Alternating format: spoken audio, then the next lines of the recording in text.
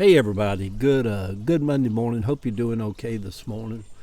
Sitting out here, it is 7:35 this morning. We had storms here in Atlanta yesterday evening and last night. The garden's all soaked, and another week's beginning. It's good to be alive.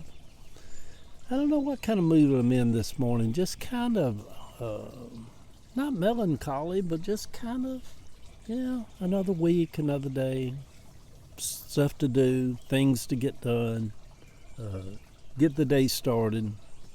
Um, let's do the morning post this morning. Monday. Mama Cass Elliott has been dead a long time now. She died in 1974. I was 19 when she suddenly died of a heart attack in London. Rumors flooded. I started to say the internet, but there was no internet back then. But still, rumors just flooded across media that she had died from choking on a sandwich, or other rumors that she died from eating a piece of chicken, choking on a piece of chicken. Because she was a heavy lady, heavy set lady, and so in 1974, Atlanta seemed slower than it does today. Boy, Atlanta's kind of a fast-paced city now. It's nothing like New York, but nothing like it was in 1974 either. I lived in the West End of Atlanta on Oak Street, on one side of a duplex in 1974. Kathy and I had just been married for 1 year. We got married on October the 3rd, 1973. As a red cardinal just flew up. It's weird, isn't it? We'd been married for 1 year. The first time that Kathy's dad, George, came over to visit us, it took him a while before he'd come around us. He was mad at me, mad at her. The first time he came over, we sat out on the front porch in West End over here. He remarked, "Are y'all the only white people that live over here?" Well, he knew we were. He was an old school racist. Some of you people that's raised up in the South, you'll know what I mean by that. Most people in the South knows that. I learned to love him over the years. He was always good to me. Once he got over being mad at me, I had got his 16-year-old little girl pregnant and run off and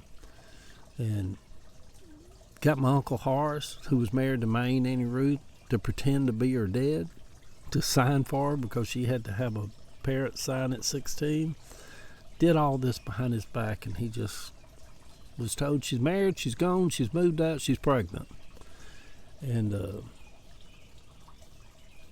he was bitter and upset, and I mean, why not? It is what it is, y'all. We were just kids. Just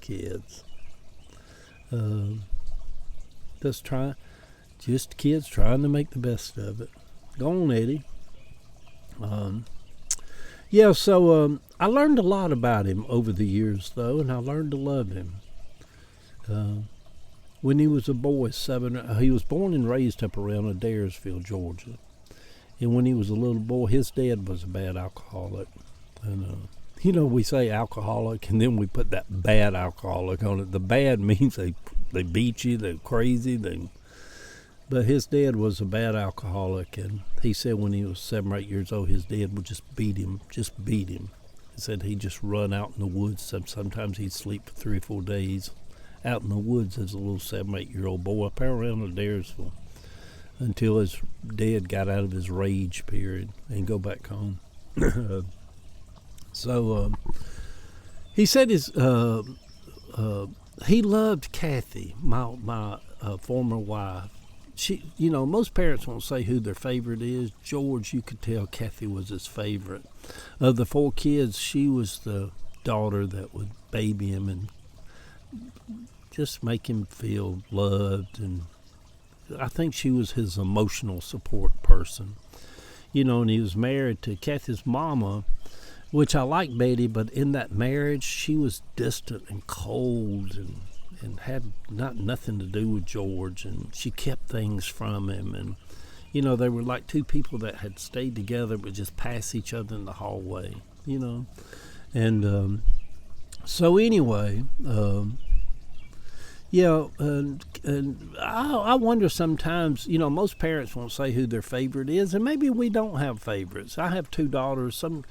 I don't think I have a favorite. I think I love them both the same, but it's hard because they're so different. Children are so different. So what you can love about one, you don't necessarily love about the other, and what you don't like about one, the other one don't have, and, yeah. So anyhow, what am I doing here this morning, y'all? He was upset with me. George was the first year we were married. I'd got his pride and joy pregnant. I got my Uncle Horace to pretend to be her dad. We went and signed, got married. She was the daughter that babied him, that would kiss him on his forehead and tell him he was going to be all right. In the days that he was dying,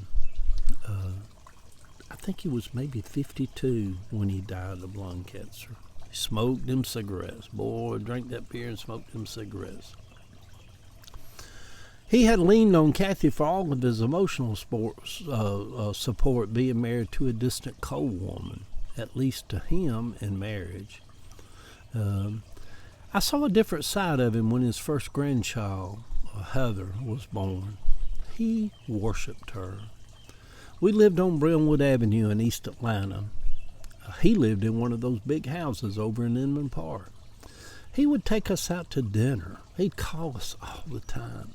Take us out to dinner at least a couple of nights a week. Just him and Kathy and Bobby and Robbie, the twins. Kathy's got little twin brother and sister under her. And he'd mainly take us to steak houses and just buy steaks for all of us, He loved steak. In those years, he always paid for everything. Dinners, vacations. He had money. We didn't. We were just kids. Before he died, when he was, right before he died, we lived on Woodland Avenue over off Confederate. And our refrigerator had went out. We lived at 1266 Woodland Avenue. I can remember the addresses of the houses, and I can't remember what I had for dinner yesterday, hardly. But he had found out our refrigerator had went out, and he called. They lived up in Ackworth then, Betty and George. And he had called, and he had a pickup truck, but he could no longer drive. He couldn't get in and out of the car. I mean, he was pretty close to being dead, dying. And so he called. He said, y'all home? Said, I got Lamar, which was Kathy's uncle. Lamar's going to ride me down there to see y'all. I've got something I want to give y'all. And so he had his big blue Chevrolet truck. And I said, he was coming down to Atlanta. Pulled up in their driveway. And he said, I brought y'all something. And he had a brand new refrigerator. He went and had a Lamar to go buy, strapped it on the back of his truck. He wanted Kathy to have a new refrigerator. That baby needs some cold food. Heather was I think Heather was 4 or 5 when he died. And but that was my last memory of seeing him not bedridden, and was him bringing us a new refrigerator. Yeah. He was a functioning alcoholic. Every Friday after work, he would pick up 2 cases of beer and sit and drink all weekend. Every weekend. He was not a religious person. He never went to a church service. On his deathbed, when it was just he and I sitting there in a room by ourselves, I was preaching then, had a little church. I was Yes, I was, because this was when he died, not when we first married. when we were sitting there all alone, he asked me, he said, "Do you really think, Eddie, what you preach is real? That God loves us no matter what kind of people we are?" I told him I do.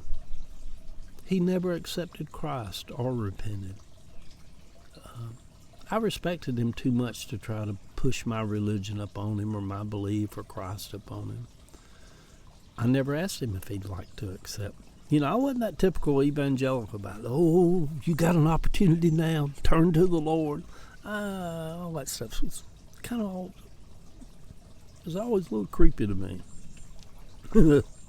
But if somebody wanted me to pray with them, I'd be more than glad to pray with them. But Kathy and I got the call in the middle of the night that he had died.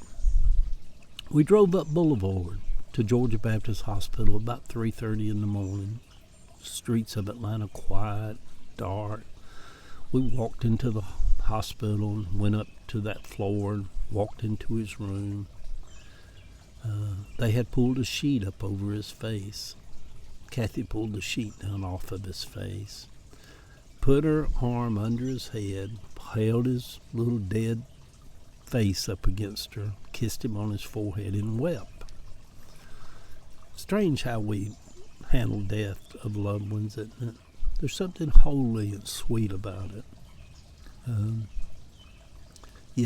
Mama Cass Elliott died in 1974. She's been dead a long time now. I still love her music. Good Monday morning, everybody. This is going to be a good week. We are alive. And 1974. Love y'all.